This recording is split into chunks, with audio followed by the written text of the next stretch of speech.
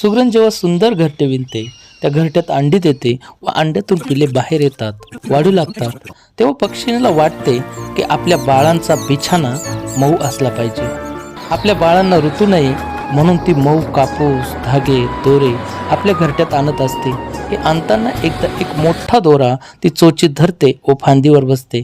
फांदीवर दोऱ्याची गुंतवळ होते. फांदीत दोरा अडकतो. ती प्रयत्न करते, परंतु दोरा निघण्याऐवजी अधिकच घट्ट होत जातो. दुर्दैवाने त्या दोऱ्याच्या गाठीत तिचा पाय अडकतो. ती पाय सोडवण्याचा जेवढा प्रयत्न करते तेवढा दोरा अधिक तिच्या भोवती घट्ट होत जातो.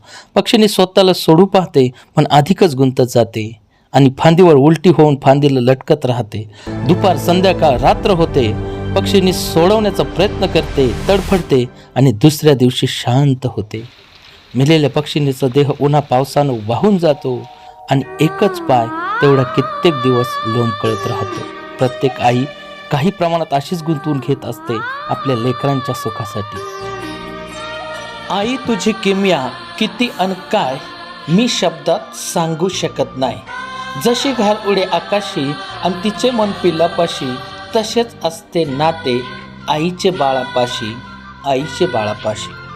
आपल्या लाडक्या आईसाठी नक्कीच शेअर करा.